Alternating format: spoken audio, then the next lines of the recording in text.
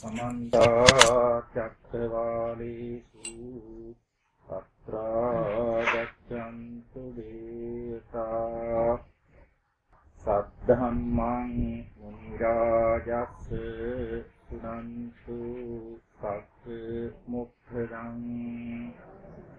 ධම්මස්සවන කාලෝ අයං බදන්තා ධම්මස්සවන කාලෝ අයං බදන්තා ධම්මස්සවන කාලෝ අයං බදන්තා නමෝ තස්ස භගවතු අරහතෝ සම්මා සම්බුද්දස්ස නමෝ තස්ස භගවතු අරහතෝ සම්මා සම්බුද්දස්ස නමෝ තස්ස භගවතු අරහතෝ සම්මා සම්බුද්දස්ස සුඛෝ බුද්ධානං උප්පාදෝ සුඛෝ සද්ධම්ම දේශනා සුඛා සංඝස්ස සමග්ගී සමග්ගානං සපෝ සුඛෝති සද්ධා සම්පන්න කාර්මික පින්වත්නි අද දිනය සමස්ත ලෝකවාසී බෞද්ධ පින්වතුන් ඉතාමත්ම උතුම් ශ්‍රේෂ්ඨ දිනයක් වශයෙන් සැලකනු ලබන වෙසක් පුර පසළොස්වක පොහොය දිනයයි. පාරමිතා ධර්මයන් සම්පූර්ණ කරන මහ බෝසතාණන් වහන්සේගේ ලෝතර බුද්ධත්වයට පත් වූණයින් පසු සම්්‍යක් සම්බුදුරජාණන් වහන්සේගේ චරිතයන් තුළ ඉතා වැදගත් සිදු දිනේ වශයෙන් වෙසක් පුර පසළොස්වක පොහොය දිනය සැලකනු ලබනවා. යම් තැනක අපේ මහ බෝසතාණන් වහන්සේ බුද්ධෝහං බෝධිසාමි මුත්තෝහං මෝචේ පරේ තින්නෝහං තාරයිසාමි සංසාරෝගා මහභය කියන මේ අදහසින් පාරමිතා ධර්මයන් සම්පූර්ණ කර ගැනීමට බැසගත්තා වූ බව සඳහන් වෙලා තියෙනවා. බුද්ධෝහං බෝධිසාමි සත්‍ය අවබෝධ කොට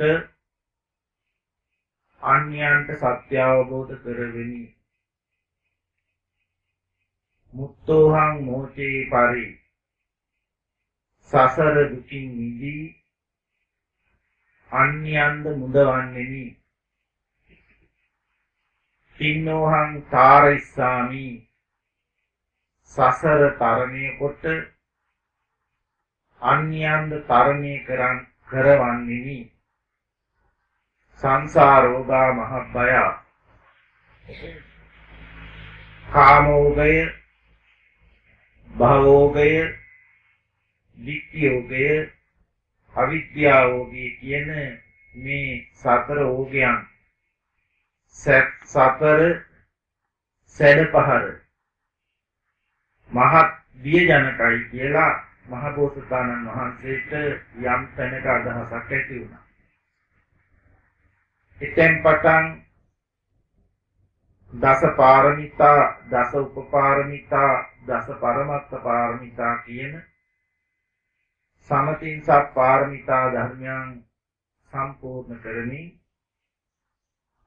පස්චිම ජීවිතයේ අවසාන ජීවිතයේහි සුද්ධෝදන මහරජතුමාටත් මහමායා දේවි තුමියටත් පුත්‍රවණක් වශයෙන් ලුම්බිනි සල්ලුයෙනිදී මෙලව ජනිත වූ කතාව මේ පින්තුන් කවුරුත් දන්නවා. එදා වෙසක් පුර 15ක පොහොය දවසක් බවයි සඳහන් වෙලා තියෙන්නේ.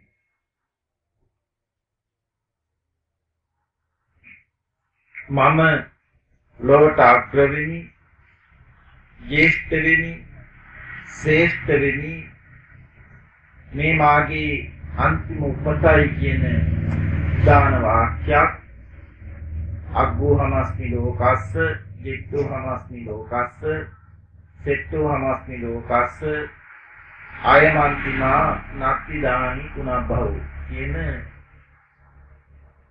ප්‍රකාශය එදා මහබෝසතාණන් වහන්සේගේ මුවින් පිටු වුණු බව සඳහන් වෙලා තියෙනවා. අවුරුදු 29ක් ගෘහ ජීවිතයක් ගත කරලා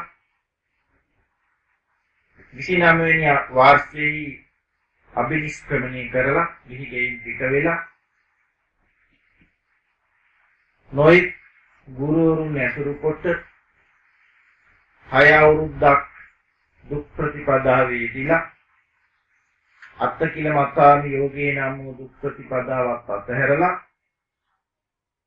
උපතින් 35 වෙනි වර්ෂයේහි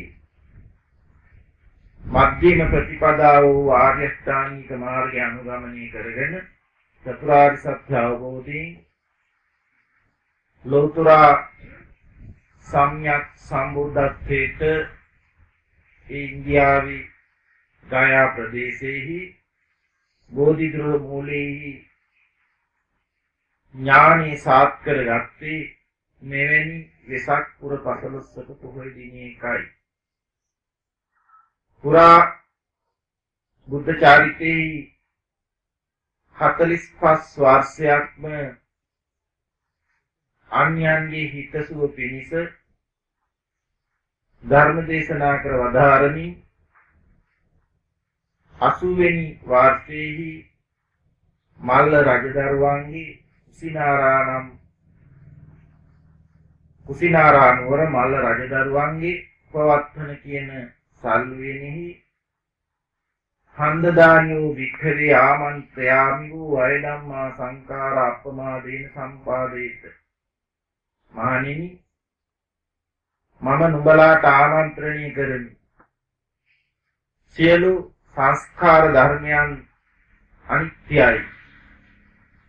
අප්‍රමාදීව සිහිනුවණින් යුක්තව කටයුතු කරව කියන බුද්ධ අවවාදේ කරලා පරිනිර්වාණේ නිවි සැනසුනේ මෙවැනි වෙසක් පුර 15ක පොහොය දිනයක බව සඳහන් වෙලා තියෙනවා. එමෙන්ම අද අපි අනුරාධපුර සුද්ධ භූමියක දිවයිනෙහි නන්දසිංහ රැස් වෙන්නේ විජේශ්‍රී ජයශ්‍රී මහා බෝධීන් වහන්සේ වැඩ සිටින නිසා බුදුරජාණන් වහන්සේගේ ශාරීරික ධාතුන් වහන්සේලා වැඩ සිටින රුවන්වැලි ජෛත්‍යරාජානන් වහන්සේ ඇතුළු කොට ඇති බොහෝ පූජනීය ස්ථාන පිහිටා තිබෙන නිසා කියන කර්ම නිමිති කරගෙනයි රුවන්වැලි ජෛත්‍යරාජානන් වහන්සේට ආරම්භක මුල්ගල සබන ලැබ්දී වෙසක් පුර 15ක පොහොය දිනයක බව සඳහන් වෙලා තියෙනවා. එමෙන්ම බුදුරජාණන් වහන්සේගේ තෙවෙනි වතාව ලංකා ගමන, කැලණියට වැඩම කිරීම, ශ්‍රී පාද පත්මේ පිහිටවීම,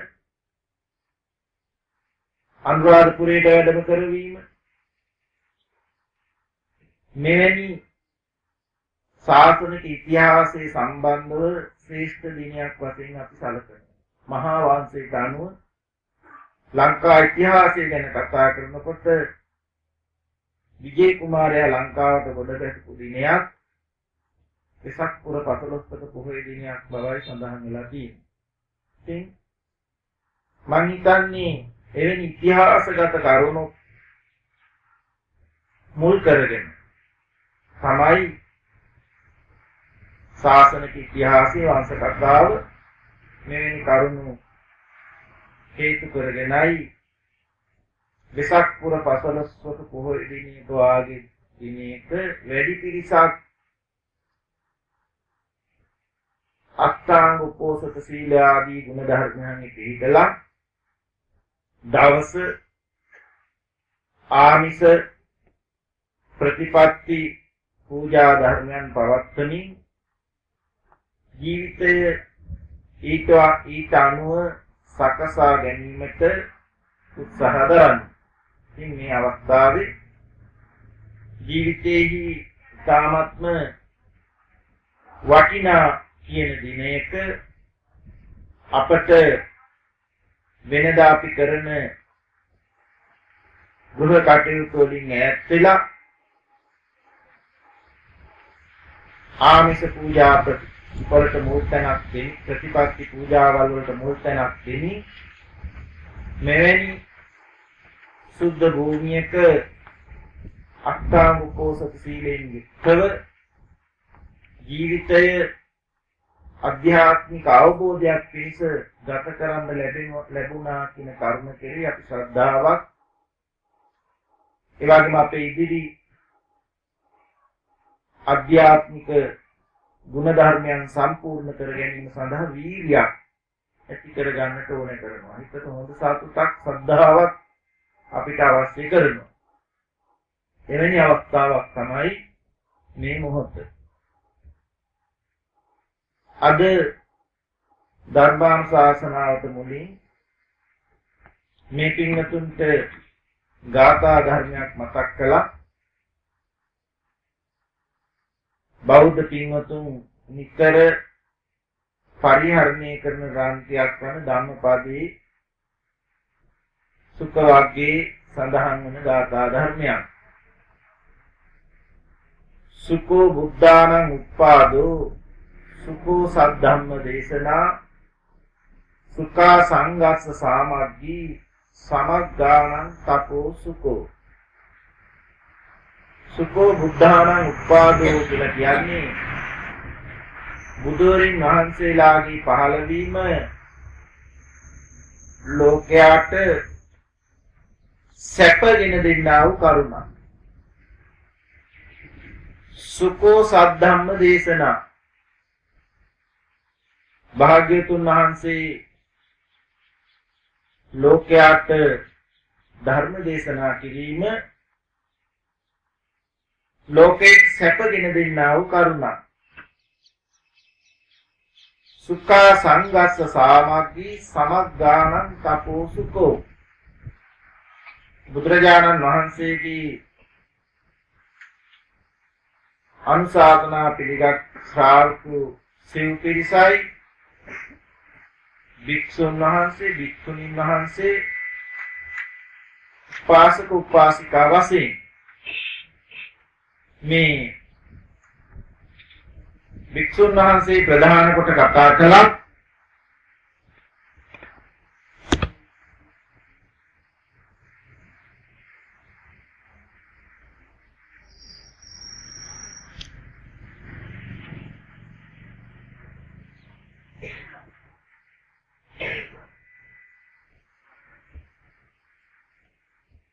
භික්ෂුන් වහන්සේ ප්‍රධාන කොට කතා කළා. අපි සිව්වණක් පිරිසටමයි භාග්‍යවතුන් වහන්සේ වදාළ ධර්මය. භික්ෂු සංඝයාගේ සමගිය සහ සමගි සංඝයාගේ පිළිවෙත් කිරීම ලෝකයට සැපගෙන දෙන්නා වූ කරුණක් වශයෙන් භාග්‍යවතුන් වහන්සේ දේශනා කරලා තියෙනවා. ඒ නිසා අද දිනය ඒ බුදුරජාණන් වහන්සේ පහළ වූ දිනේ වශයෙන් ලෝකයා සැපවත් කරපු දිනේ. ඒ සැපවත් කරපු දිනේ කියලා කියන්නේ ලෞකිකත්වයේ ඉක්මවාගෙන ලෝකෝත්තර භාවයෙන් අවේදිත සුඛයකටපත් වෙච්ච දිනයක් වශයෙන් තමයි සඳහන් කරන්නේ. ඒ නිසා හැකිතාක් දුරට අපි දිනෙහි වටිනාකම වගේම බුදුරජාණන් වහන්සේ වදාළ ධර්මයක් තේරුම් අරගෙන ජීවිතයට එකතු කරගෙන ඊට අනුව ප්‍රතිපත්තිකාමී වෙන්න ඕනේ කියන එකයි බුදුරජාණන් වහන්සේගේ දේශනාවේ ප්‍රධානතම අරමුණ වෙලා තියෙන්නේ.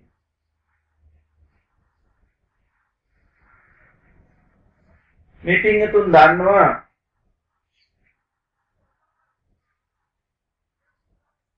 සතර මාර්ග සතර ඵල නැත්නම් අපි කියනවා මාර්ගඵල ක්‍රමයෙන් නිර්වාණ අවබෝධ කරනවා කියලා.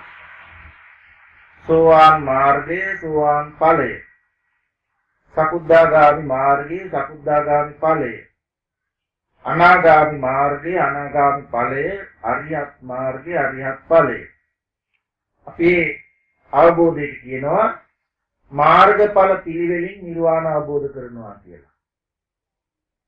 මේ මාර්ගය කියලා කියන්නේ ආර්ය අෂ්ටාංගික මාර්ගය. සෝතාපට්ටි ඵලයටපත් වෙන්න නැතිනම් ලෞකිකත්ව ඉක්මවා ගිහින් ලෝකෝත්තර සිතක් ඇති කරන පළවෙනි අවස්ථාව අපි සෝතාපට්ටි ඵලය කියන. සෝතාපට්ටි ඵලයටපත් වෙන්න මාර්ගය තමයි ආර්ය අෂ්ටාංගික මාර්ගය. එයින් ඔබට සකුද්ධාගාමි මාර්ගයේ වශයෙන් පෙන්නන්නේ ආර්ය අෂ්ටාංගික මාර්ගය. අනාගාමි මාර්ගයේ වශයෙන් ආර්ය අෂ්ටාංගික මාර්ගය. රහත් මාර්ගයේ වශයෙන් ආර්ය අෂ්ටාංගික මාර්ගය. නමුත් මේ අවස්ථා හතරටම ආර්ය අෂ්ටාංගික මාර්ගය ජීවිතයට එකතු වුවත් ලබන ඵලෙයි සෝවාන් ඵලය, සකුද්ධාගාමි ඵලය, අනාගාමි ඵලය, අරිහත් ඵලය. මේ ඵලයන්ගේදී ඒ මාර්ගයේ භාවිතා වූ තරමට නිදිගත් ක්ලේශයන්ගේ ක්ෂය වීමක් වෙනවා. ඒකයි මේකේ තියෙන විශේෂත්වය. අවබෝධයේ නිර්වාණ අවබෝධය එකම වුවත් ඒ අවබෝධ වෙන්නේ නිදාගෙන තියෙන කෙලෙස්, සැඟවුණු කෙලෙස්. එහෙම නැත්නම් ධර්මයක කියනවා අනුසය ධර්මය කියලා. මේ අනුසය ධර්මයන් නිදිගත් කෙලෙස් ඒ අවස්ථානුකූලව සේවි යන. නිදිගත් කෙලෙස් කියනකොට ධර්මයේ පෙන්නනවා අනුසය 7ක්. ditthi අනුසය. මමයේ කියන සක්කාය දිට්ඨිය ඇති කරවන්නා වූ හේතුව. ditthi අනුසය. මේ ditthi අනුසය නිදි. ඒකයි අනුසය කියන්නේ. රාග අනුසය. අවස්ථානුකූලව රාගය ඇති කරන ගතිය නිදි. පටිඝ අනුසය. ගැටීම, තරහ, ක්‍රෝධය ඇති කරවන්නා වූ ගතිය නිදි. විචිකිච්ඡා අනුසය. සැකය ඇති කරවන්නා වූ ගතිය නිදි. භවරාග අනුසය. කාම භවයට හෝ රූප භවයට හෝ අරූප භවයට උපතගෙන දෙන්නා වූ ගතිය නිදි.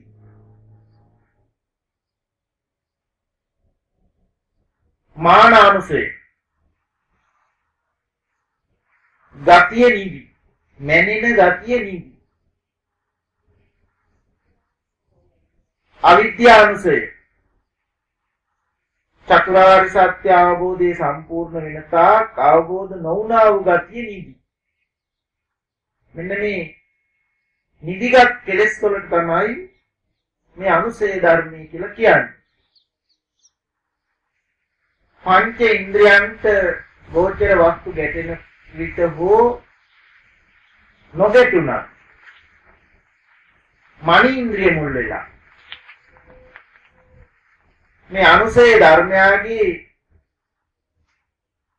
නැගී සිටීමක් වෙනවා. දැන් පංචේන්ද්‍රයන්ට රූප, ශබ්ද, ගන්ධ, රස, ස්පර්ශයන් හමු වෙනකොට ඇහැට රූපයක් හමු වෙනකොට රූප දැන ගන්නවා හිත. චක්කු විඥානය ඇති වෙනවා. කන්ට ශබ්දයක් ඇහෙනකොට ශබ්ද දැන ගන්නවා හිත. සෝත විඥානෙ ඇති වෙනවා. නාසයට ගන්ධයන් හැපෙනකොට ගහන විඥානය ගඳ සුවඳ දැන ගන්නා හිත ඇති වෙනවා. දිවට රසයන් හැපෙනකොට රසය දැන ගන්නා හිත ඇති වෙනවා. කායට ස්පර්ශ හැපෙනකොට ස්පර්ශයන් දැන ගන්නා හිත ඇති වෙනවා. ඒකට තමයි අපි කියන්නේ චක්කු විඥානේ, සෝත විඥානේ, ගාහන විඥානේ, ජීවා විඥානේ, කාය විඥානේ. හිතකට එකතු වෙලා අතහැරුණු දෙයක්. නැත්නම් හිතක් ඇති වෙලා නැති වෙන්නේ හැඟීම් සහිතව, ඇල්ම සහිතව. හිතක් ඇති වෙලා නැති වෙන්නේ නැවත හිතක් ඇති වෙන්න හේතුවක් වෙලා. හිත ඇති වෙලා නැති වුණා කියවට අවස්ථානුකූලව නැවත හිතක් ඇති වෙන්න හේතුවක් වෙලා තමයි හිත ඇති වෙලා නැති වෙන්නේ. ඒ නිසා තමයි මනෝ විඥානී පහළ වෙන්නේ. මේ විඥානයන් පහළ වෙනකොට විඥාන කියන්නේ දැනගැනීම පහළ වෙනකොට ඒ අවස්ථානුකූලව අර අනුසය ධර්මයන්ගේ නැගී සිටීමක් වෙලා එකතුවක් වෙනවා. අර නිදිගත් කෙලෙස් අවදි වෙනවා වගේ එකක් වෙනවා. ඒකට කියනවා පරිඋත්ථාන කියලා. නිදාගත්ත තැනින් අවදි වෙනවා. ඒ අවදි වූ කෙලෙස් එකතු කොට තමයි මේ දැනගැනිල්ල වෙන්නේ. චිත්ත වීති ක්‍රියාත්මක වෙන්නේ. චිත්ත වීති කියන්නේ හිතෙහි ගමන. ඇති වෙමින් නැති වෙමින් ඇතිවීම. ක්‍රියාත්මක වෙන්නේ. අනුසය ධර්ම එකතු කරගෙන. නැවත ඒ ඇති වෙලා නැති වෙලා නැවත අවස්ථානුකූලව හිතක් ඇති වෙනකොට අනුසය ධර්මයාගේ නැගී තින්න යනුසෙන්නේ. මෙන්න මේ වාක්‍යය අපිට හොඳට තේරෙන්න ඕනේ. අනුසය කියන්නේ සංසාරික වශයෙන් ක්‍රියාවල් ඇති වෙලා නැති වුණාට ගති නීති. අවස්ථානුකූලව අවදි වෙනවා. පරිඋත්ථාන. අවදි වෙන විදිය තමයි මම අර හිතක් පහළ වෙන කොටයි අවදි වෙන්නේ. මතක් කරගන්න. ක්‍රියාත්මක වෙනවා. හිතක් ඇති වෙමින් නිරුද්ධ වෙමින් නැවත නැවත ඇති වෙමින් ඒක ක්‍රියාත්මක වීමක් වෙනවා. නැවත ඒ හිත ඇති වෙලා ඒ චිත්ත වීති අවසානයේ ආය අනුස භාවයටපත් වෙනවා. ඉතින් මාර්ගඵල ලබනවා කියලා කියන්නේ යම් ප්‍රතිපදාවක් මුල් කරගෙන මේ නිදිගත් කෙලෙස් වල අනුසයන් සේවි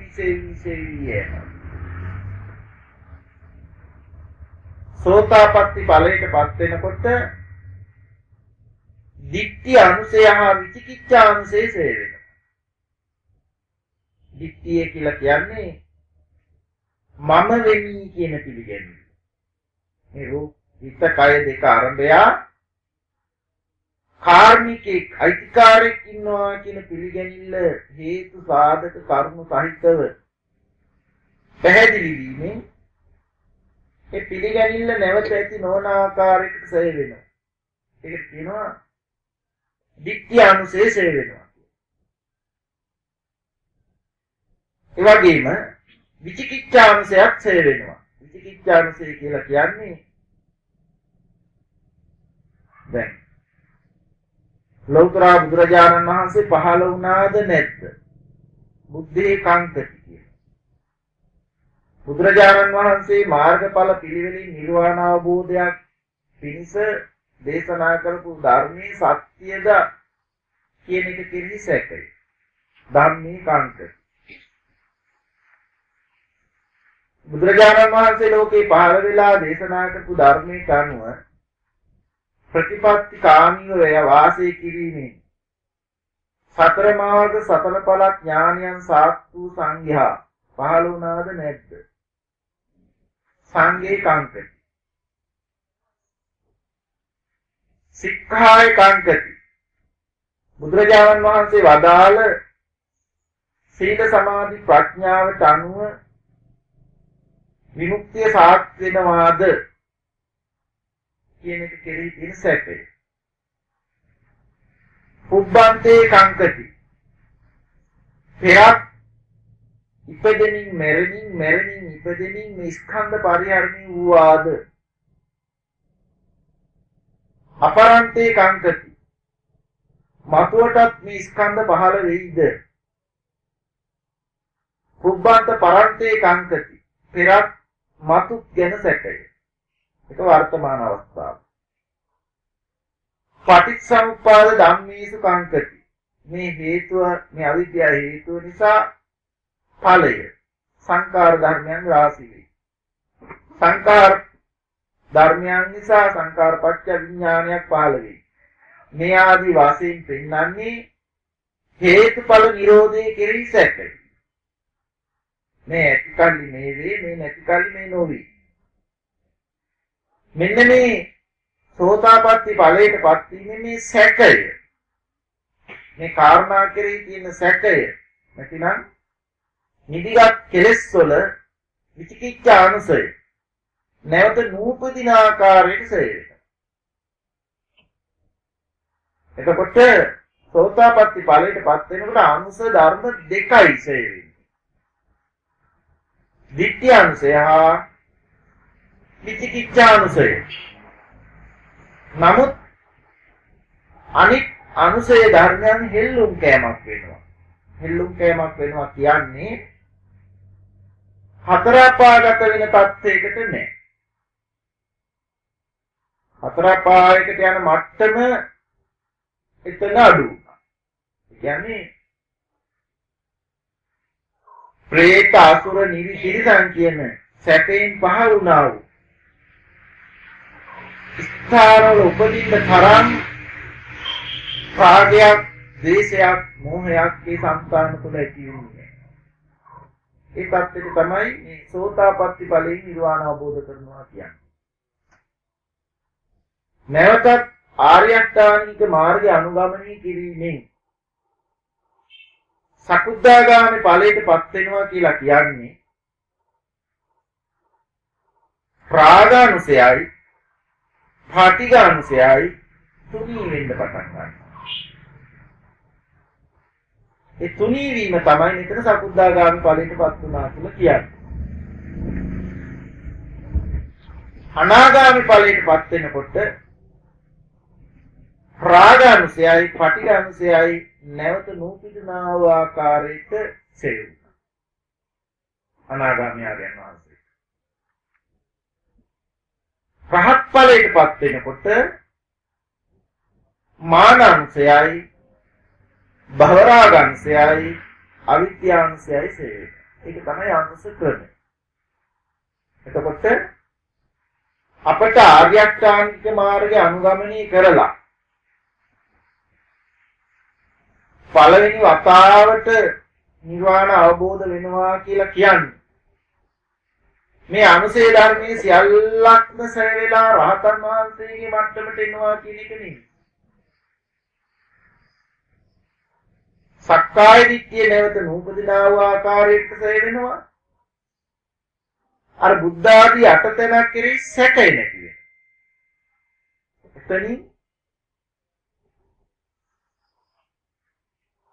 කොතනකවත් නැවත සතර අපාගත වෙන්න හේතු නැතුවා වගේම අවම වශයෙන් අතිශයින් ප්‍රමාද වුවොත් ජීවිත 7ක් තුල අනිත් අනුසේ ධර්මයන් සේ වෙලා අනුපාදා පරිනිර්වාණය නිවෙනවා සැනසෙනවා. මෙන්න මේක තමයි ඒක තියෙන වටිනාකම. බුදුරජාණන් වහන්සේ එක්තරා අවස්ථාවක මේ මහා පෘථිවි තාම කුඩා ගල් කැට හතක් උපමා කරගෙන උපමාවක් වදාරනවා. මහණෙනි මේ හිමවත් පවුවද විශාල මේ තාක් කුඩා ගල් කැට හතරද විශාල කියලා. වික්ෂුන් වහන්සේලාගෙන් අහනවා. ස්වාමීනි හිමවත් පවුවා සලකනකොට මේ ගල් කැට හතේ සියම් පංගුවක් නෙවෙයි. හිමවත් පවුවෙන් සියම් පංගුවක් නෙවෙයි ගල් කැට හත. දහසකින් පංගුවකුත් නෙවෙයි. දසදහසකින් පංගුවකුත් නෙවෙයි. ඒ මිනිහ නැහැ කිව්වා. බුදුරජාණන් වහන්සේ වදාරනවා මහණෙනි සෝතාපට්ටි ඵලයටපත් වීමේදී සෙයු දුක්ඛ කන්දේ විපාකයට එන්න තියෙන කරුණ හිමවත් පවුවා සමානයි. ඒ සෙයවි කියා. තවත් සෙවෙන්න තියෙන්නේ මේ ගල් කැටහා හතහා සමාන ප්‍රමාණයක්. ඒ තරම් කුඩා ප්‍රමාණයක් කියලා. එතකොටත් අපිට පේනවා අපි මේ මිනිස්සෙක් කියලා මේ බුද්ධෝත්පාද කාලේ ඉපදුනව අපට භාග්‍යතුන් වහන්සේ වදාළ ධර්මය අහලා ජීවිතයට එකතු කර ගැනීම මොනතරම් ඒ සැපතකටපත් වෙන්න අවේදිත සුඛයකටපත් වෙන්න අද අවස්ථාව තියෙනවාද කියන්නේ. ඒක තමයි බුදු උපත ලෝකයට සැපගෙන දෙන්නා වූ කාරණයක් කියලා පෙන්වන්නේ. සුඛෝ බුද්ධානං උප්පාදෝ. සුඛෝ සද්ධම්ම දේශනා. සද්ධර්මයේ දේශනා කිරීම ලෝකයට සැපගෙන දෙන්නා වූ කරුණක් කියලා. මේ සෝතාපට්ටි ඵලයටපත් වෙන්න අංග 4ක් වෙන්නවා. ඒ අංග 4 තමයි සෝතාපට්ටි අංග. කල්යාණ මිත්‍ර සේවනය, සද්ධම්ම ශ්‍රවණය, යෝනිසෝ මනසිකාරය, ධර්මානුධර්ම ප්‍රතිපatti.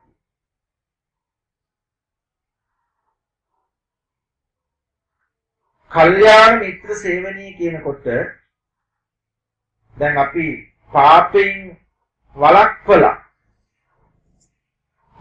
වළක්වලා පුණ්‍ය ධර්මයේ යොදවන යෙදෙන්න උදව් වුණු පින්වත ආරම්භයා කියනවා කල්යාණ මිත්‍රයා කියන නම. පාපෙන් වළක්වලා පුණ්‍ය කර්මෙහි අපි යොදවන්න උපකාර වෙනවා.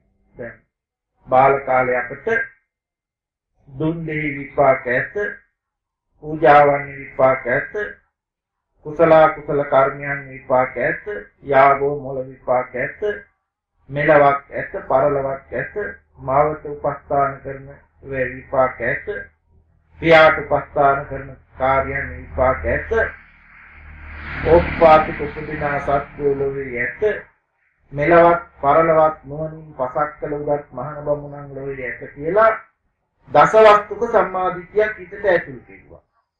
ඒ අපේ කල්යාණ මිත්‍රයෝ. ඒ නිසා තමයි අපි බොහෝ විට පාපෙන් වැළකීලා තමන්ටත් අනුන්ටත් අර්ථ ක්‍රියාවල යෙදෙන්නේ. ඉතින් ඒ අර්ථයෙන්ම කල්යාණ මිත්‍රයා කියන වචනේ කියවෙනවා. නමුත් ඒක ලෞකිකයි. ලෞකික ජීවිතයේ කල්යාණ මිත්‍රයෙක් වුණා. ඊළඟට යම් තැනකදී අපට චතුරාර්ය සත්‍ය අවබෝධය ලබා ගන්න අවස්ථාව සැලසෙනවා කල්යාණ මිත්‍ර ආශ්‍රයෙන්. ඒ කල්යාණ මිත්‍ර ආශ්‍රයෙන් අපිට චතුරාර්ය සත්‍ය අවබෝධ කරගන්න අහන්න සැලසෙන අවස්ථාව පරමාර්ථ වශයෙන් ලෞකිකත්වයේ ඉක්මවා යන ධර්ම අපිට අහන්න ලැබෙන පරම කල්යාණ මිත්‍රයා. ඒකට අපි කියනවා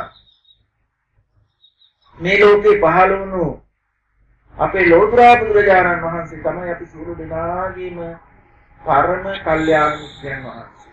ඒ නිසා තමයි අපිට අද දක්වාම පරම්පරාවෙන් පරම්පරාවට ඒ චතුරාර්ය සත්‍ය ධර්මයේ ශ්‍රවණය කරගන්න අද අපිට අවස්ථාව සැලසෙන්නේ. නිසා කල්යාණ මිත්‍ර සේවනයේ වාග් උතුම් කාර්යයක්. ඒක ඇත්තටම ජීවිතයක් නෑර ජීවිතයක් පතාගෙන ආපු කාරණයක් වගේ. හොයාගෙන ආපු කාරණයක් වගේ.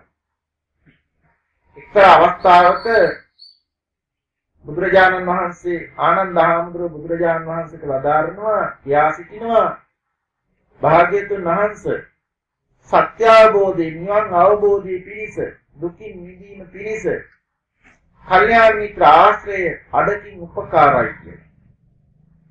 බුදුරජාණන් වහන්සේ වදාරනවා ආනන්ද එහෙම කියන්න එපා. කල්යාණ මිත්‍ර ආශ්‍රය අඩකින් නොවේ සම්පූර්ණ උපකාරයි කියලා. නිසා කල්යාණ මිත්‍ර ආශ්‍රය ඉතාමත්ම උතුම් අපේ ජීවිතයේදී අපි ලබාගත් භාග්‍යයක් විදිහට අපි සැලකන්න ඕනේ. ඒ වගේම තමයි කල්යාණ මිත්‍ර ආශ්‍රයකින් සද්ධර්මයේ ශ්‍රවණය කිරීම. ලෞකිකත්වයේ ඉක්මවා යන ලෝකෝත්තර ධර්මයේ න්‍යායයි කියලා අපිට අහන්න ලැබෙනවා. ඒකත් අර වගේම වටිනා කාරණයක්. ඊළඟ කාරණය ශ්‍රාවකයාගේ సంతානය තුල ඇති වෙන්න ඕනේ දෙයක්. ඒ මොකද්ද? යෝනිසෝ මනසිකාරය. ඒ ධර්මය කෙරෙහි ශ්‍රවණය කරන්නා වූ ධර්මයේ කෙරෙහි සිහි නුවණින් යුක්තව විමර්ශනාත්මක නුවණින් යුක්තව තෝරා බැලීම. ඒකට අපි කියනවා යෝනිසෝ මනසිකාරය කියලා.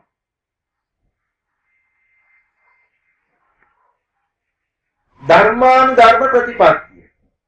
යෝනිසෝ මනසිකාරය එනකොට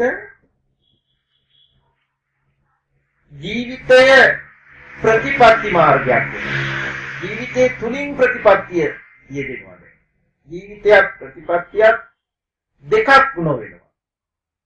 අන්නේ අවස්ථාවට තමයි මේ ආර්ය අෂ්ටාංගික මාර්ගයේ අංගයන් හරියටම ජීවිතේට කුත කොට දකින්නවා කියලා කියන්නේ. මේ සෝතාපට්ටි අංග 4 අපට උපකාර වෙනවා මේ මාර්ග ඵල කියන ස්වභාවයේ සාත්‍වෙන්න. දැන් අපිට කතා කරන්න තියෙන්නේ එහෙනම් මේ ආර්ය අෂ්ටාංගික මාර්ගය ගැන. මේ ආර්ය සෝතස ගැන. ආර්ය අෂ්ටාංගික මාර්ගයට කියනවා සෝතස කියන වචනය. එයි සෝතස කියන සැඩ පහරක්. දැන් ගංගක සැඩ පහර නොනවතීම සැඩ පහරවල් වලට අහු වුණාම මහ මුහුදට ගලාගෙන යනවා වාගේ නොනවතී ඉදිරියට ගෙනියනවා වාගේ ආර්ය අෂ්ටාංගික මාර්ගයේ නැමැති සෝතස්පත් වීම මාර්ගාංගයන්ටපත් වීම නිර්වාණ අවබෝධය දක්වාම නිර්වාණ අවබෝධයටම හිමිකම් ලබන. ඒකට කියනවා ආර්ය මාර්ග සෝතස්පත් වීම තමයි මේ සෝතාපට්ටි කියන්නේ. අය ආපහු ගමනක් නෑ. ඒ නිසා මේ ආර්ය අෂ්ටාංගික මාර්ගය අපේ ජීවිතයේ අංගයක් වෙන ආකාරය අංගයක් වීම ධර්මානුධර්ම ප්‍රතිපත්තිය අපට නොවැරදීම මේ මාර්ගඵල නැත්නම් සෝතාපට්ටි කියන සත්‍යයටපත් වෙන්න හේතුවක්. ආර්ය අෂ්ටාංග මාර්ග ස්රෝතස්පත්ති සෝතාපට්ටි. අපි බලනවා දැන් ඊළඟට ආර්ය අෂ්ටාංග මාර්ගයේ සම්මා දිට්ඨි, සම්මා සංකප්ප, සම්මා වාචා, සම්මා කම්මන්ත, සම්මා ආජීව, සම්මා වායාම, සම්මා සති, සම්මා සමාධි. මාර්ගාංග 8යි. මේ මාර්ගාංග 8 අපේ ජීවිත අංගයන් වෙන්නේ කොහොමද කියලා අපි බලමු. දැන් සම්මා දිට්ඨි. සම්මා දිට්ඨි කියන වචනේ තුල පෙන්නනවා කාරණු 4ක් මේක විතර. දුක්ඛේ ඥානං, දුක්ඛ සමුදය ඥානං, දුක්ඛ නිරෝධේ ඥානං, දුක්ඛ නිරෝධගාමිනී පටිපදා ඥානං, අයං උච්චති වික්ඛවේ සම්මා දිට්ඨි. මේ සම්මා දිට්ඨිය කියන වචනේ තුල තියෙනවා දුක්ඛ පිළිබඳව ඥාන, දුක්ඛේ ඥාන, දුකට හේතුව දැකීම, දුක්ඛ සමුදය ඥාන, දුක්ඛ නිරෝධේ ඥාන, දුක නැති කිරීම, නැති වූ තැන දැකීම. එයට ප්‍රතිපදාව දැකීම කියන අර්ථයෙන් කියනවා මේ සම්මා දිට්ඨිය කියලා. එහෙමනම් අපි බලනවා මේ දුක්ඛේ ඥාන, දුක්ඛේ ඥානං කියන වචනේ.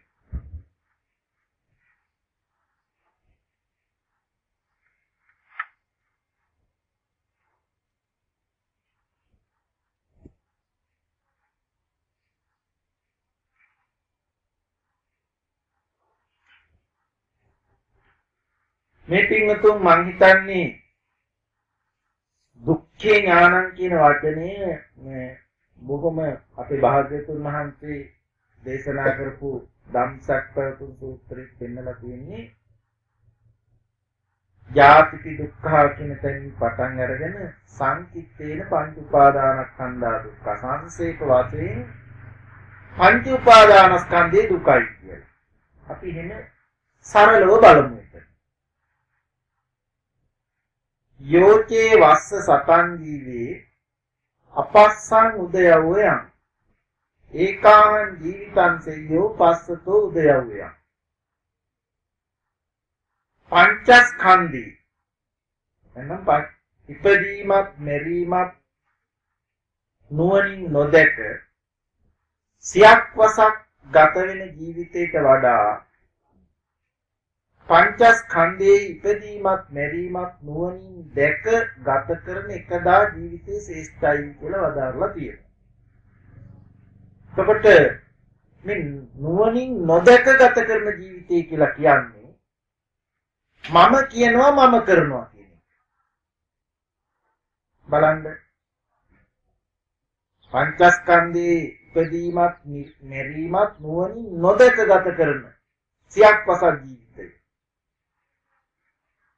අපිට හිතෙන්නේ කය ක්‍රියා කරනකොට මම නැගිටිනවා, මම ගමන් කරනවා, මම වාඩි වෙනවා, මම සයනය කරනවා. ඒක නැතිනම් මම බලනවා, මම අහනවා, මම විඳිනවා. මම කියනවා, මම හිතනවා. ඔය රාමුව තුල නොවේද මේ ක්‍රියාව වෙන්නේ කියලා බලන්න.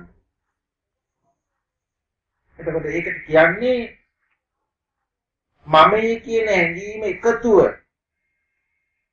මේ සිදුවෙන ක්‍රියාකාරීත්වයේ සිද්ධ වෙනවා නම් එතන අනිවාර්යෙන්ම තෘෂ්ණා දෘෂ්ටි මාන ඇතුළත් වෙනවා. තෘෂ්ණා කියන්නේ ඇලිලා තියෙන.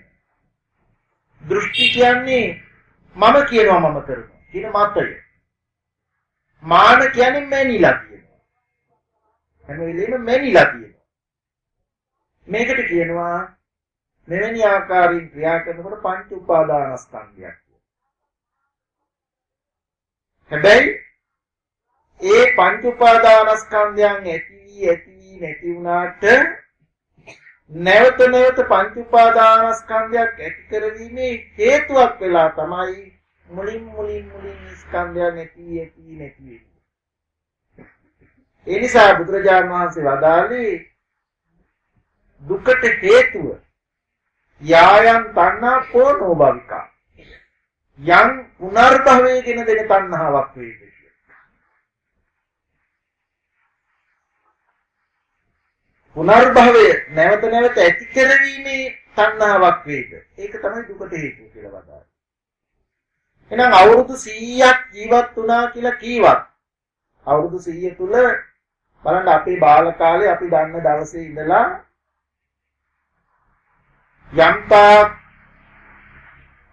මම කියන හැඟීම ඇතුව යම් ක්‍රියාවල් ඇති වෙලා නැති වෙලා ගියා කීවට නැවත නැවතත් අවස්ථානුකූලව එකී ක්‍රියාවල් ඇති කරවන්න හේතුවක් වෙලා තමයි මුලින් ක්‍රියාවල් නැති වෙලා යන්නේ. එහෙනම් මේකේ නිමාවක් නැහැ. ජීවිත අවසානයේවත් නිමාවක් උනේ නැහැ.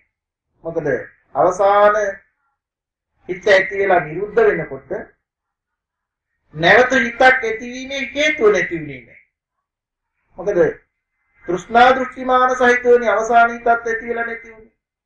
චිත්ත න්යාමයේ තමයි ඒ හැඟීම් සහිතව හිතක් ඇති වෙලා නැති වුනහම ආයි හිතක් ඇතිවීමේ හේතුවක් වෙලා ඒ හිත නැති වෙන්නේ. ආන්නේ හින්දා ජීවතුන් අතර හිතියා හා සමානව ඒ හේතුවට ආයි ඵලයක් ඇති වෙනවා. අපි මේ හේතුවේ ඵලය ගැන තමයි කතා කරනකොට දෙමෝපියෝ කාම ලෝකේ නම් දෙමෝපියෝ ප්‍රත්‍ය නිසා ඇතිවන්නා රූප ධර්මයන් මුල් කොට විඥානය දැස ගන්නවා කියලා කතා කරන්නේ. උපත.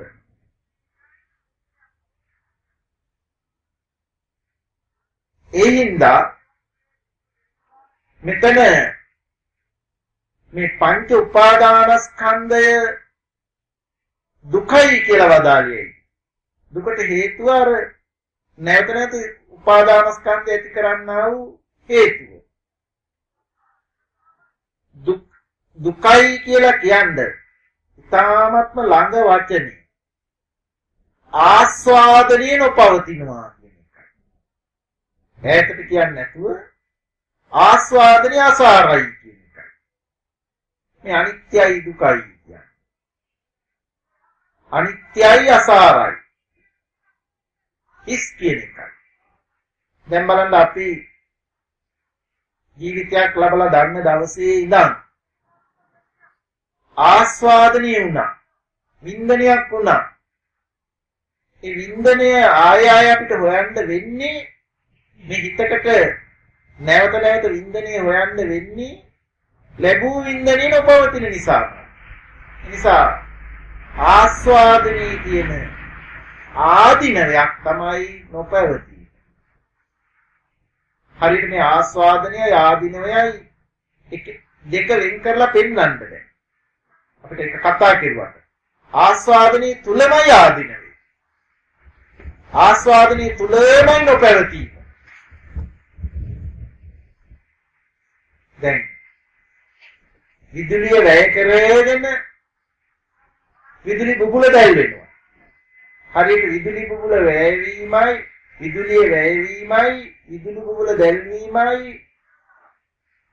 දෙසරකට කියන්න බෑ. මේ වැය වෙනකොටම බුබුල දැල් වෙලා. එහෙමනම් විදුලිය වැය වෙනකොටම විදුලි බුබුලක් නොපැවතිලා. එළිය ආලෝකේ නොපැවතිලා. ආන්ගේ වගේ ඉතාම ළඟයි මේ ආස්වාදනීය ආදීනවේ. රූපේ ජීවිතයේ ගන්න දවසේ ඉඳන් රූපේ පිළිබඳ ආස්වාදනයක් ලැබුවද? ශබ්දේ පිළිබඳ ආස්වාදනයක් ලැබුවද? ගන්ධේ පිළිබඳ ආස්වාදනයක් ලැබුවද? රසයේ පිළිබඳ ආස්වාදනයක් ලැබුවද? ස්පර්ශයේ පිළිබඳ ආස්වාදනයක් ලැබුවද? ලැබූ දේවල් පිළිබඳව යම් සංකල්පයන් වලට එකතු වෙලා ආස්වාදනය වුණාද?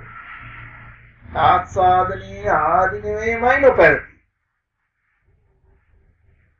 නමුත් ආස්වාදනයේ ආදීනවේ නොපැවතුනාට වින්දනයේ කෙලේ වින්දනයේ වෙන්නේ ආස්වාදනයක් තියෙනවා විඳින්නෙක් ඉන්නවා කියන පිළිගැවිල්ල තුල. ආනික තමයි කියන දික්ඛ්‍යානුසය කියන්නේ. නිදිගත් කෙලෙස් වල සංග්‍රහය ලැබෙනවා. මේ ආස්වාදනයේ විඳිනකොට.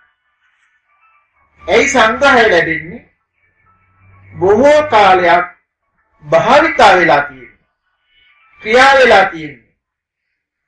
ආස්වාදනයේ සහිත හිතක් ඇති වෙලා නැති වෙනකොට නැවත එවැනි ආකාර ඵලයක් එවැනි ආකාර හිතක් ඇති වෙන්න හේතුවක් වෙලා.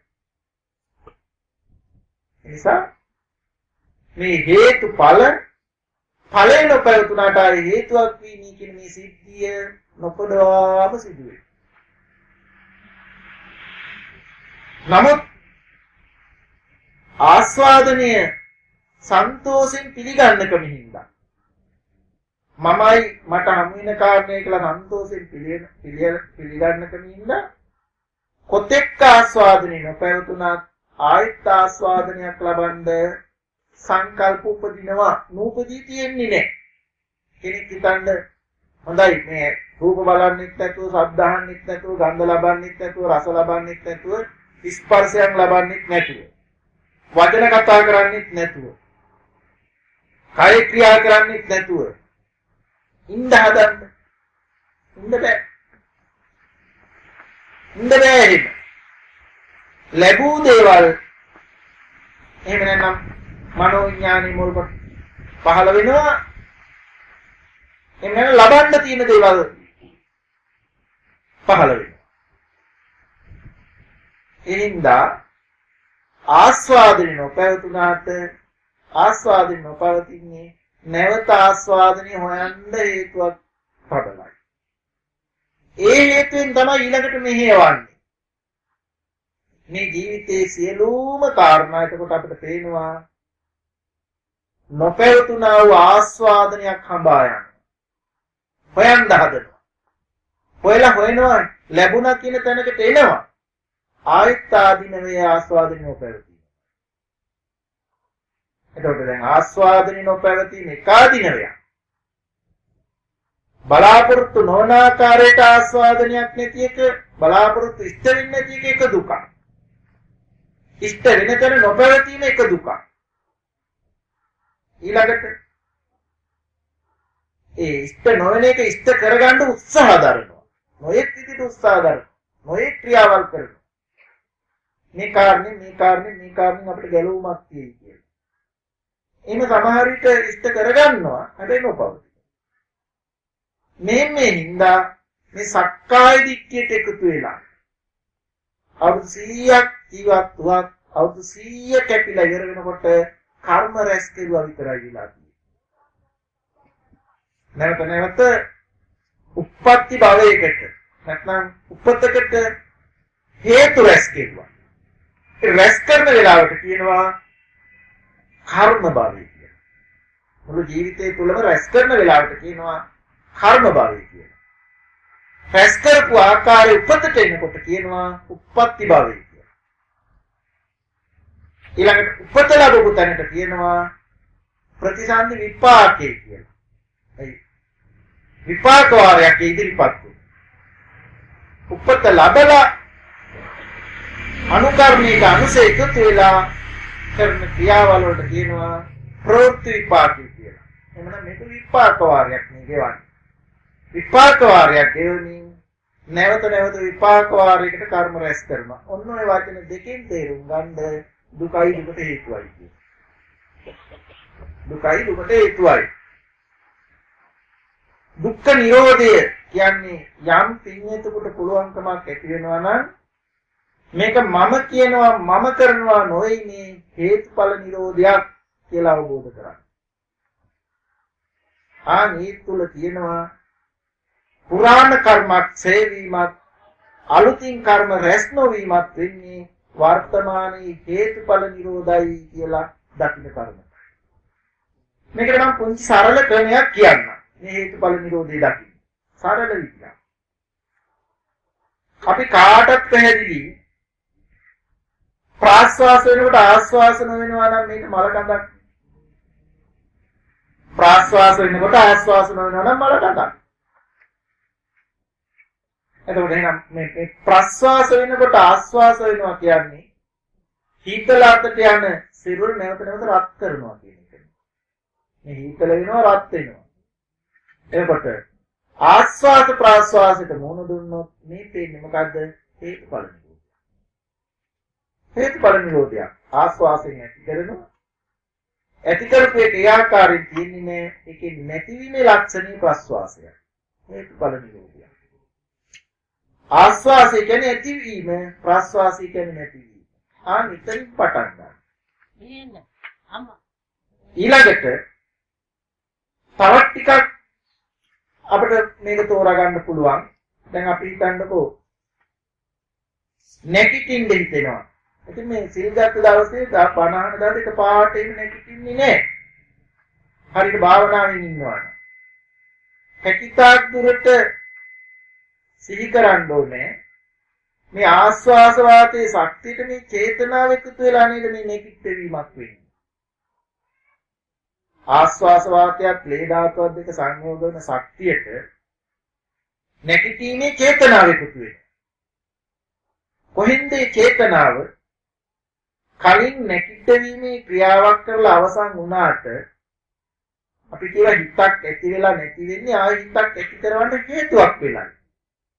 නම් ජීවිත කාලය තුල ක්‍රියාවල් වෙලා අවසන් වුණා කියවට අවස්ථානුකූල හේතුවක් වෙලා තමයි ක්‍රියාවල් අවසන් වෙලා තියෙන්නේ.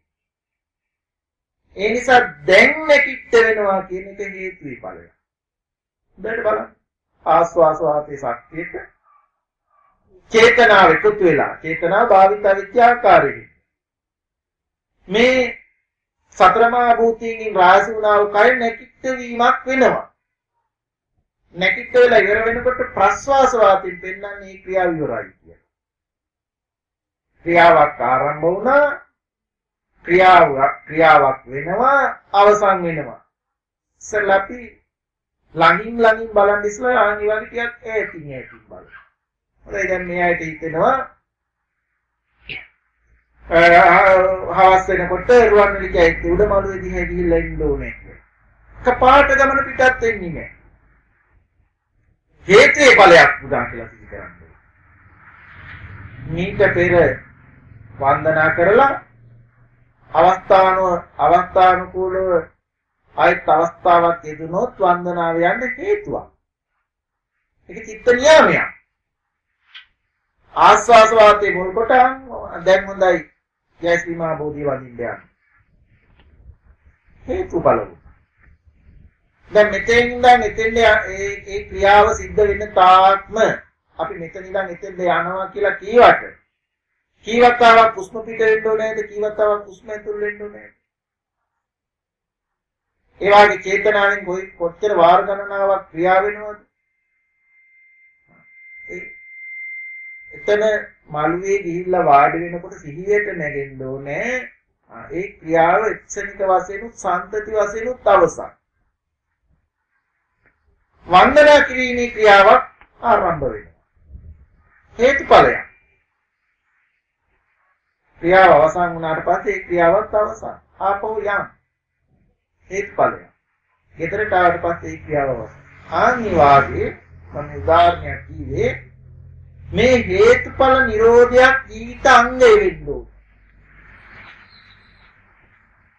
මේ අංගය ටිකක් වැඩි වෙනකොට අපි එදිනෙදා මේ ආහාර සැපයීමක් දිරූපටස සුද්ධ පවිත්‍ර කිරීමක් මේවා හේතුඵල ක්‍රියාදාමයක් නේද කියලා පැහැදිලි. ඒකෙන් මොකද වෙන්නේ? අර මම කියනවා මම කරනවා කියන වචනෙට පහරක් වදිනවා. ඉතින් යායන් තණ්හා පොනෝ භවිකා. පුනර්භවය කියන දෙන්නා වූ තණ්හාවක් නැවත නැවත ඇති කරවන්නා වූ තණ්හාවක් කියන එකට පහරක් වදිනවා. හේතුඵල නිරෝධය කෙරෙහි සිහිය පිටන්න පටන් ගන්නවා. හරියටම යම් තැනක ඔය සිහිය වැඩෙනකොට කලකී දේ ඉවරයිමයි. ඒක ඇති වුණා නැති වුණාමයි. ඒ ආයේ කවදාකවත් හම්බ වෙන්නේ නැහැ. දැන් මේ බණ අහන මොහොතට අපි සංසාරය ගැන කතා කරමු. අද උදේ ඉඳන් මේ මොහොත ගැන කතා කරමු. ඉතින් මේ ප්‍රාශ්වාස වෙනකොට ඒ ඔක්කොම ඉවරයිනේ. ආයෙ වමු වෙන්නේ නැහැ. දැන් ආශ්වාස වෙන. දැන් සත්‍ය. දැන් මේ වර්තමාන හේතුව නිසා වර්තමාන ඵලයක් ඇති වෙනවා. අකීවනි කලානි ගියානි එහෙමනි මෙහෙමනි කියලා. ඒවර අතීත ඒවාද නෑ. අතීත ඒවා නැති වුණාමයි. හේතුවක් වෙච්ච හින්දා නැති උනේ නැවත එකක් ඇති කරවන්න හේතුවක් වෙලා. ආන්නේ හේතුවේ ඵලයයි මතක් වෙනවා කියන්නේ. එක ශ්‍රේණියකින් නැති වෙච්ච එක නැති වුණාමයි දැන් මේ වර්තමානයේ පහළ වෙන එකත් ඒ කොටට දාන්න පුළුවන් නම් ඒ සමේට බලන්න රූපයක් ගැන කතා කරන්නත් බෑ රූපය ගැන කතා කරන්නේ හිතකට අරගෙන අල්ලගන්නත් බෑ සම්මාදිට්ඨිය නෝත දැන් නිවැරදි දැකීම සාස්වත දෘෂ්ටියකට එකතු වෙලා නැහැ සාස්වත දෘෂ්ටිය කියලා කිව්වේ මම ඉන්නවා කියන එකට එකතු වෙලා නැහැ ඇයි හේතු නිසා හටගත් බව පෙවුනා ඉන්නවා තියනවා කියන සාස්වත නැහැ හේතු නිසා හටගත් බව පැහැදිලි එතකොට හේතු නිසා හටගත් බව පැහැදිලි ඒ වගේම ඵලේ නොපවතිනවා කියන එකත් පැහැදිලි හේතුවෙන් හටගත් හින්දා කිසිවක් නැහැ නෙමෙයි හේතුන්ගෙන් හටගත් මොකවත් නැහැ කියව නෙමෙයි හේතු නිසා හටගන්න උත්තේද වෙන්නේ නැහැ හැබැයි තියෙනවත් නෙමෙයි ඵලේ නොපවතිනවා සාස්වත වෙන්නේ නැහැ මේ දෙක අතරින් සම්මාදිට්ඨියක් ඇති වෙනවා නම් කරන්න බෑ ඔබට කියනවා නිකම්ම ඇති වුණා නෙමෙයිනේ අර ස්කන්ධ පරිහරණේ දුක දැකලා ආස්වාදනයේ ආදීනවේ දැක්කා නැවතත් ආස්වාදනයේ කාරණා රැස් කරන හැටි දැක්කා හේතුඵල නිරෝධය දකින්නකොට නිස්සාරණයක් වුණා නිදීමක් වුණා සම්මාදිට්ඨිය නිදෙන විදිය දැක්කා ඒ සම්මාදිට්ඨිය ඇති වෙනකොටම මෙච්චර කාලයක් තිබුණු මිත්‍යා දෘෂ්ටිය ආස්වාදනය කරලා ආස්වාදනය නොපැවතුනාට ආස්වාදනය කරන්න කාරණා හොයාගෙනම සැප ලබනවා කියන දෘෂ්ටියයි අවලංගු.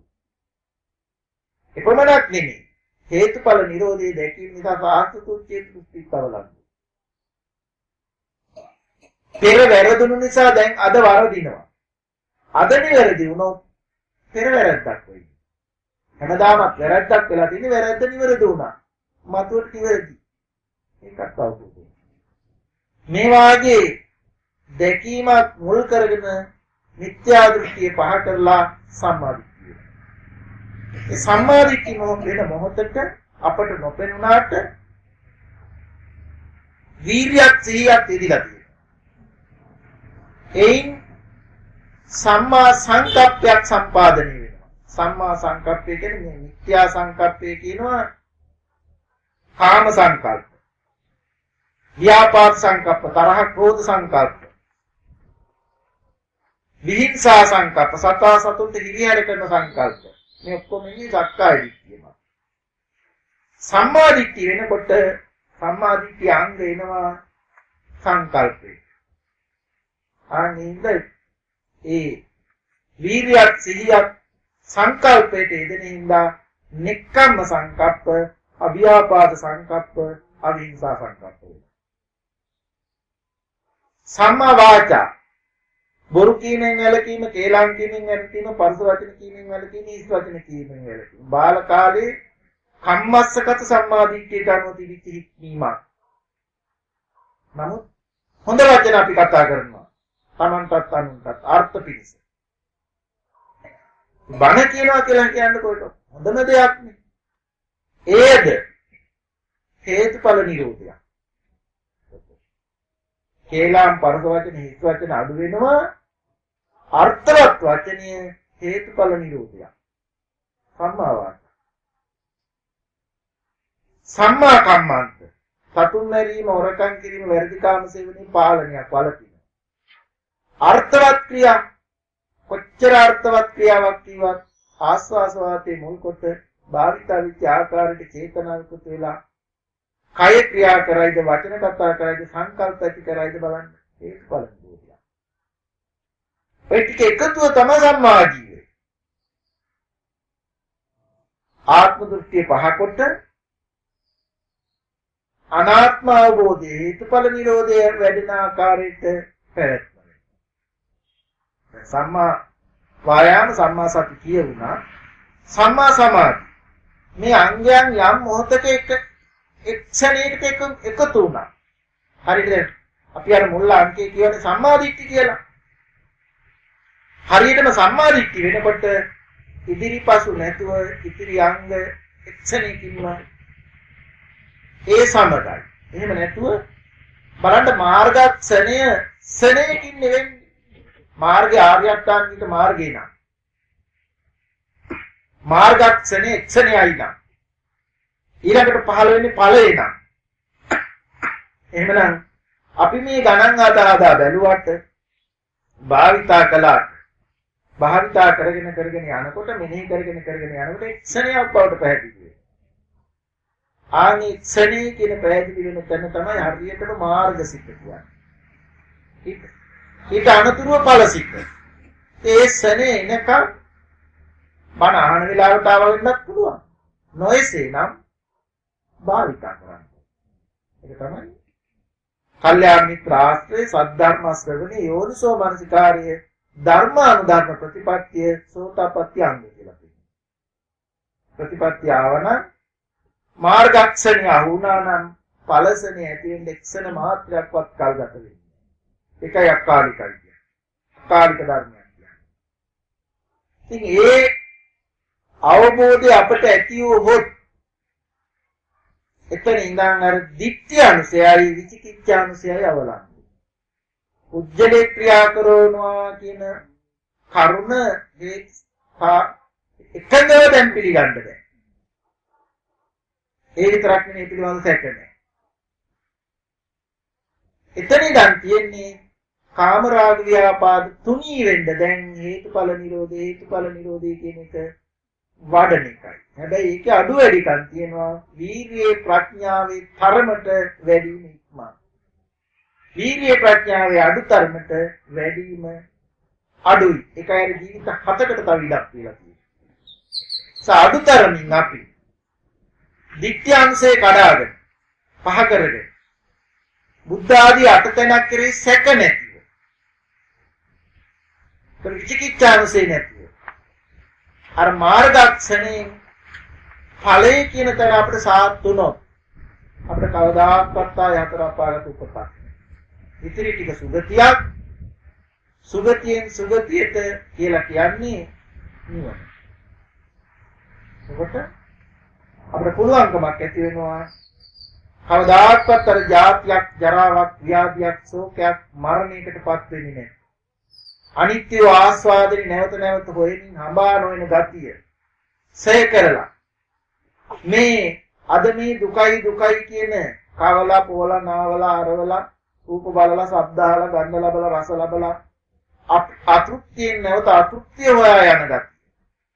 එහෙම නැතිනම් ගෙවල් දොරවල් වල ඉඩම කඩවල වල දූ දරුවන්ගේ ඥාතීන්ගේ ශරීරේ රෝග පීඩා ආදී දේවල් වලදී අපිට ඇති වෙන කම්පා එකක්වත් නැති එකක්වත් ගණන් බලන්න නැති යථාබෝධයේ සම්පූර්ණ වෙන ස්වභාවයක් තමයි මේ නිවන කියන්නේ. රූපයක් ගැන කතා කරන්න බෑ. රූපේ හිතට ගන්න නාමයක් ගැන කතා කරන්නත් බෑ. අනුසයක් ගැන හේතුවක් ගැන කතා කරන්න බෑ. මේ සේවීම තමයි මේ නිවන කියන්නේ. එහෙනම් එවැනි සත්‍ය අවබෝධයකින් චතුරාර්ය සත්‍ය අවබෝධයකින් ලෞතර බුද්ධත්වයට පත් වෙලා 45 අවුරුද්දක්ම අපේ ධර්ම දේශනා කර වදාarලා තියෙන්නේ බුද්ධෝසෝ භගවා බෝධාය ධම්මං දේශේති කියන්නේ සත්‍ය අවබෝධයකට ඒ භාග්‍යතුන් වහන්සේ පත් වෙලා අන්‍යයන්ට සත්‍ය අවබෝධය පිණිස ධර්ම දේශනා කර වදාලා. අපි අදිස්ථාන කරගන්න ඕනේ ඒ ප්‍රතිපත්ති මාර්ගයේ ජීවිතයක් නැර ජීවිතයක් හොයාගෙන ආපු ගමනක් වාගේ. මේ මානව ජීවිතේ බුද්ධෝත්පාද කාලේ ඊට සුදුසු පරිසරේ ඒ වගේම බණට දහමට නැමෙන කනක් සිල් රැකෙන්න හිතන හිතක් බාල කාලේ ඉඳන් අපිට යහපත් දෙමව්පියෝ ආශ්‍රයෙන් කම්මස්සගත සම්මාදිට්ඨියක පිහිටියා තුනුරුවන් විශ්වාස කෙරුවා. ඒ නිසා අද කල්යාණ මිත්‍ර ආශ්‍රයකින් භාග්‍යතුන් වහන්සේගේ දහම් පණිවිඩය අපේ කණේ හැපෙනවා. අපි යෝනිසෝ මනසිකාරය එකතු කරලා ජීවිතයට එකතු කරගෙන මාර්ග සිතට අනුතුරු ඇති වෙන ඵලසිත සාත්වොත් අපිට පුළුවන්කමක් ඇති වෙනවා මේ ලැබුවා වූ ජීවිතයේ සම්පූර්ණයෙන් මේ සැනසීමෙන් අර්ථවත් කරගත්තායි කියන අදහසකට තැනකට සාත් කරගන්න. ඉතින් මේ අවස්ථාවේ අද මේ වෙසක් පුර පසළොස්වක පොහොය දවසේ ඉදිරියට අධිෂ්ඨාන කරන ජීවිතයට එකතු කරගෙන මේ පින්වතුන්ට මාර්ගඵල පිළිවෙලින් බුදු පසේ බුදු මහරහතන් වහන්සේලා වැඩෙන වී සැනසී පැමිණ වදාලා වූ ජාති ආදී දුකින් තොරතු නිවනින් සැනසීමට හේතු වාසනා වේවා කියලා අධිෂ්ඨාන කරගන්න. මේ පින්වතුන්ගේ නමින් නැසීම පරලොව ගිය දෙමෝපියෝ ඥාති මිත්‍රාදීන් කොටක ඉන්නවා. ඒ සියලු දෙනාටත් මේ කුසල් අනුමෝදන් වෙලා ඒ අයටත් කල්යාණ මිත්‍ර ආශ්‍රයෙන් යුක්ත වූ නිවනින් සැනසීමට හේතු වාසනා වේවා කියලා අධිෂ්ඨාන කරගන්න. ඒ වගේම මේ පින්වතුන්ටත් මේ කුසල ධර්මයන් හේතු වෙලා සසර වසනකේ පාද මිත්‍ර සේවනයෙන් වෙන්න බුද්ධ ආදී උත්තම කල්යාණ මිත්‍ර සේවනයෙන් යුක්තව නිරෝගී සැප ලැබිලා නරක ආදී සතර අපායට අභව ස්ථානික මිත්‍යා දෘෂ්ටි කුලයක පිටසක්කලක නූපදිනින් නිවනට පැමිණෙන තෙක් සම්‍යක් දෘෂ්ටික ත්‍රි හේතුක ප්‍රතිසන්දිය ඇත්තෝම වීමෙන් සියලු සංකාර ධර්මයන් අනිත්‍යයි දුකයි අනාත්මයි යන විදර්ශනා ඥානෙ පහළව සෝවාන් සකුද්ධාගාමි අනාගාමි අරියත් යන සතර මඟ සතර ඵලයන්ට පැමිණීමෙන් උතුම් අජරාමර නිර්වාණ සැපයට පැමිණීමටම හේතු ආසනා වේවා. ආකාසත්තාච බුම්මත්තා දේවා නාග මහිත්‍තිකා පුඤ්ඤන්තං අනුමෝදිතා චිරන් රක්ඛන්තු ශාසනං. ආකාසත්තාච බුම්මත්තා දේවා නාග මහිත්‍තිකා පුඤ්ඤන්තං අනුමෝදිතා චිරන් රක්ඛන්තු දේශනං. ආකාසත්තාච බුම්මත්තා දේවා නාග මහිත්‍තිකා පුඤ්ඤන්තං අනුමෝදිතා චිරන් රක්ඛන්තු මං පරං. ධර්මාස්තනානි සංසේකන මුතු නිවනින් සැනසීම වේවා. සම්මා සම්බුදු සරණයි.